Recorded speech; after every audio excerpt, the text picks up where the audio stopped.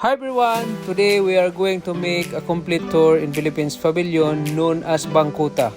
As we can see, the structural design of this pavilion is quietly interesting and I can't wait to show you. But whatever behind in this amazing design, we will find out, so let's go. As you enter the pavilion, you will be welcomed by HALIYA. She is a beautiful woman from the Philippines mythology.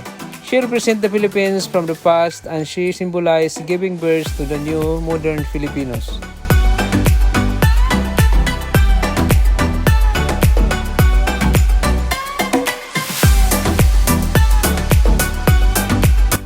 As we progress, the plaza in the left side symbolizes the creation between Asian Philippines and new modern Philippines.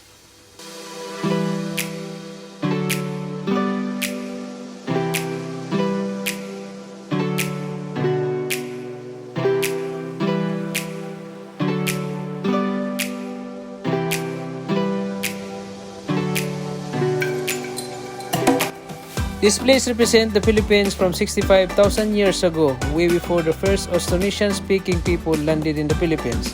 The deep inside inverted trees are flash images of birds in Philippines marine and symbolize that Filipino long ago have lived and blended with nature.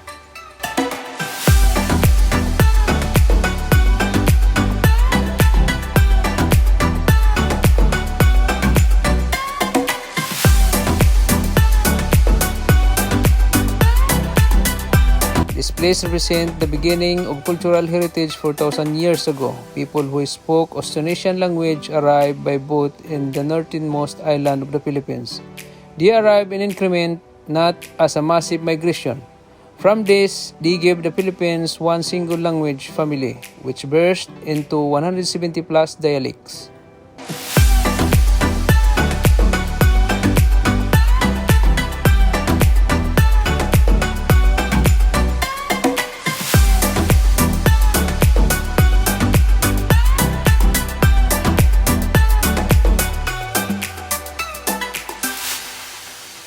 This boat is called a vessel of time, represent the oceanic journey of the Austronesian people from the Philippines towards all over the world.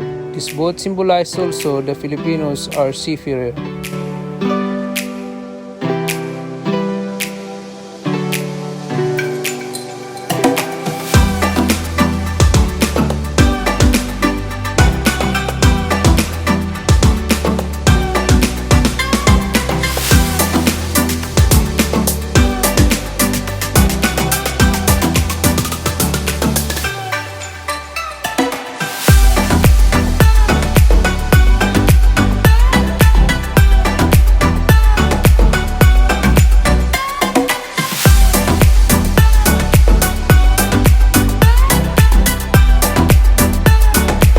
The variety of the world known as DNA. It represents the DNA of the new modern Filipinos. It also represents the genetic mixing of the Philippines from 65,000 years ago. As we can see, there are Filipinos names as part of whole sculpture and they are the name of OFW working here, United Arab Emirates. This area in this pavilion is crowd favorite among the exhibits.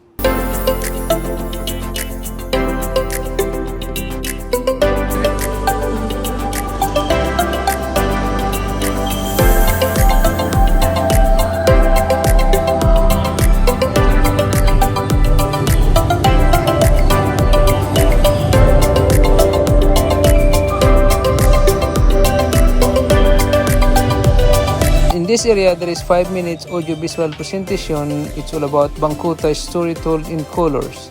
The whole narrative is portrayed in color, starting with gold color, representing the Philippines 65,000 years ago. Moving on to blue color, representing the first Austronesian people who landed in the Philippines. Moving on to the green color, with the Filipinos one with the nature, and the red color, which symbolize a new breed of Filipino are born, and lastly, coal chrome color symbolize the new and modern Filipinos all over the world.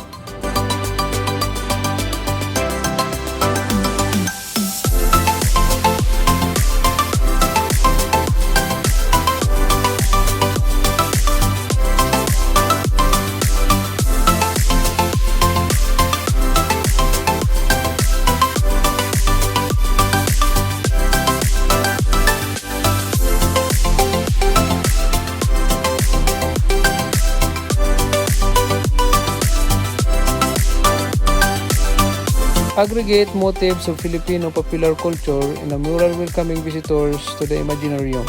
Shared humor and flamboyant color in a visually garrulous portrait of Philippines. It represents the Filipino overseas or OFW.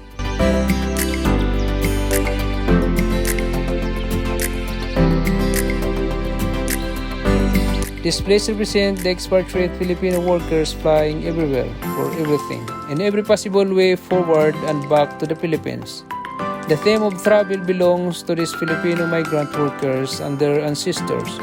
They spread from island to island, continent to continent, to settle in all islands of half the planet during the Neolithic period.